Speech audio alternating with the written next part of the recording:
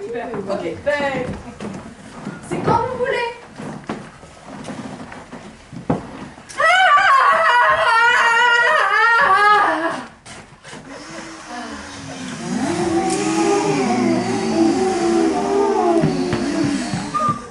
Seul dans ce grand palais, j'écoute le souffle du vent.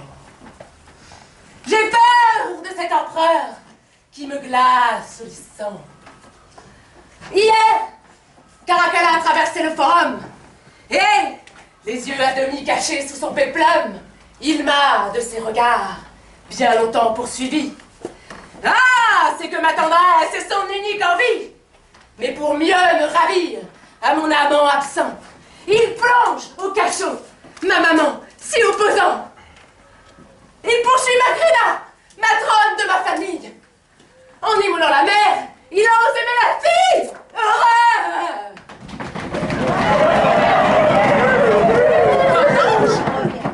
Qu'entends-je? Ces piétinements de chevaux, tous ces nobles bruits, la cadence des soldats, tous ces nobles bruits. Ciel! C'est lui! C'est Mongetta! Cet amant que le ciel, sur mon chemin, jeta! Jeta! Qui m'a jeté au lieu que je végète! Courons sur la jetée où Mongetta se jette!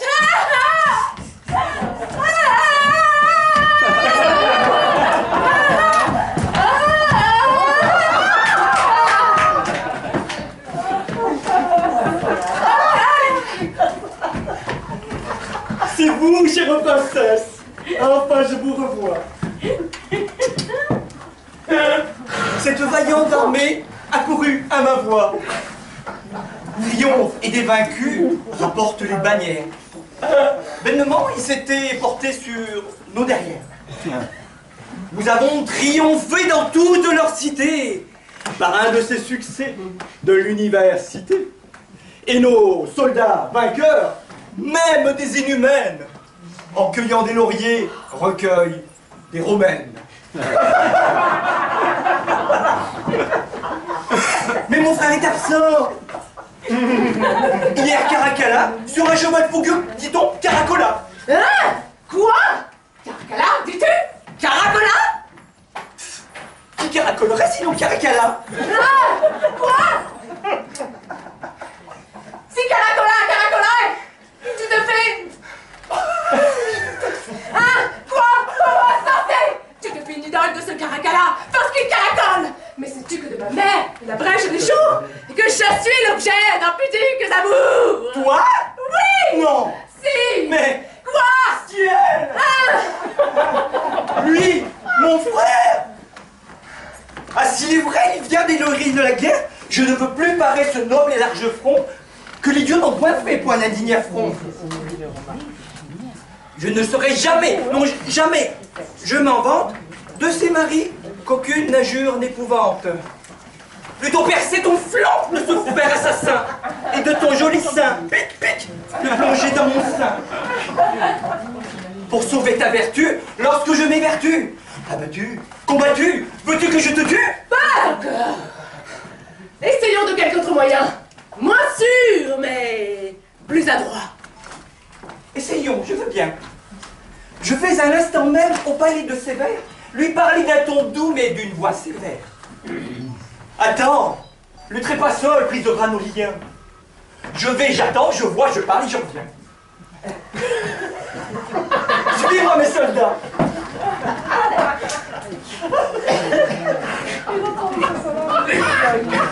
Je n'ai plus d'espérance!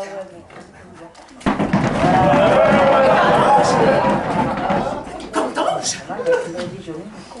Grand Dieu! Et qui donc en reculant s'avance? Grand Dieu! Caracalla, suivi de ses licteurs! Restez, restez, princesse. Et les dieux créateurs, ne me dérobez pas la plus parfaite image. Souffrez qu'à leur chef-d'œuvre, ici, je rende hommage. Et qu'à vos deux genoux, le grand Caracalla prouve Livia qu'elle a son âme et sa... Voilà! Voilà. Arrête là! Oui, à la chaste déesse qui badit de nos cœurs toute folle tendresse. Respectez ce que Romantière respecta. La fille Macrina, l'épouse de Géta. Et pourquoi respecter la fille d'Andromède? Je vous respecterais si vous étiez moins belle. Mais je commande, moi, Marcus Aurelius Antoninus Rébus Quibus menu best of plus Caracalla. Mon cœur, par l'amour, se corrode. J'étais encore enfant lorsque régnait Commode. Il découvrit en moi son ému avenir. Et c'est à moi que Commode va s'ouvrir. Trouvant dans mes projets Commode nécessaires, de Commode longtemps je fus le secrétaire. C'est lui qui nous a pris, sans que nul ne répliqua, que tout cœur de Romaine est tendre et délicat. Il faut que sans détour, ici, tu te prononces. Les Romaines jamais ne mâchent leur réponse. L'es-tu? Réponds. J'attends. Oh si, je le suis, grand Dieu. Rome a vu dans ses murs naître tous mes aïeux. Mais de Macrina captive, sa fille en étrangère, dans ce triste palais, d'étage en étagère. Tu me parles de Rome? Oh oui, je suis romaine. Et je jure haine à Rome. Oui, je jure à romaine. Est-ce en accomplissant tes projets inhumains que tu prétends te faire applaudir des Romains? Écoute,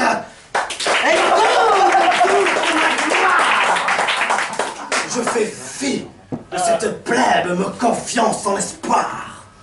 Lorsque les Romains envahiraient la salle des Romains assemblés, je brave la cavale. Longtemps à m'applaudir, ils ont usé leurs mains. Mais je ne prétends plus au bravo des Romains. De grâce, écoutez-moi. Je ne veux rien entendre. Et tu m'appartiendras. Eh bien, viens prendre la prends.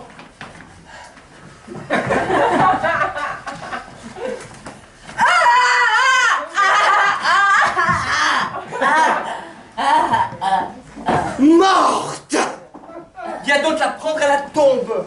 À dessein d'un poignard assassin, frappé un si beau sein. Infâme.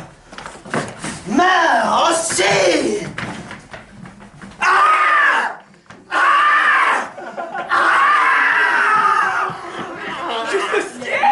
Je suis con.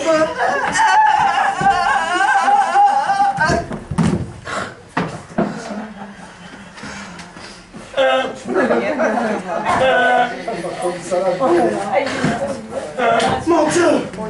Elle sort donc de la tombe! Macrina, elle, se peut-il? Non, je ne suis pas morte. Et je sors du tombeau comme un vieillard en sort. Un pâtre m'a sauvé. Le peuple pour t'abattre avait de mon cachot donné la clé au pâtre.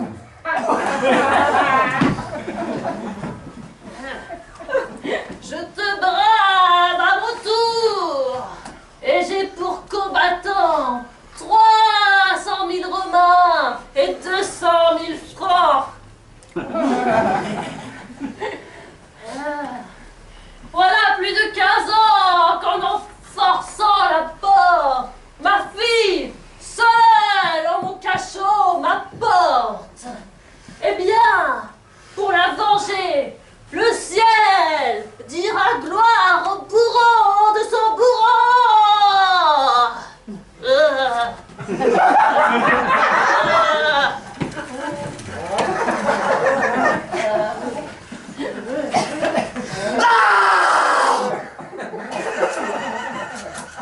Quel coup je reçois! La traître par derrière. Déjà, ma voix s'altère.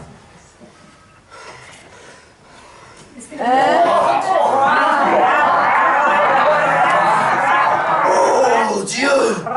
Je perçois l'affreux cri des oiseaux sombres.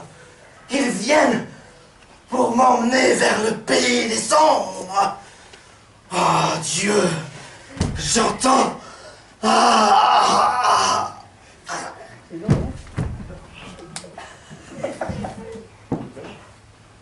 Parlons! Parlons encore! Parlons toujours! Sur terre! Parlons comme l'on parle au moment de se taire.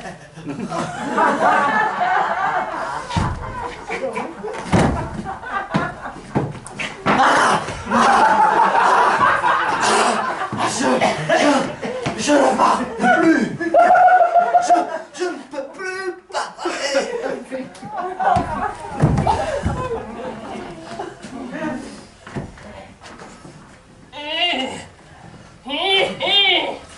Le voilà donc mort, sans espoir de renaître, qu'un grand homme est petit quand il a cessé d'être.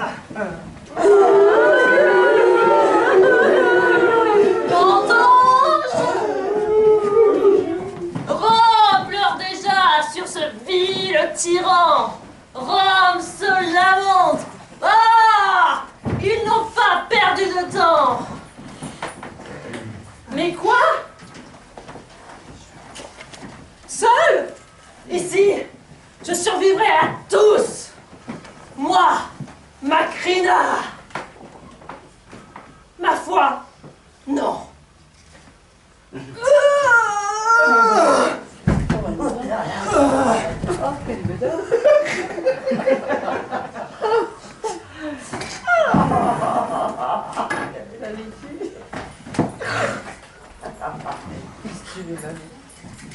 Voilà.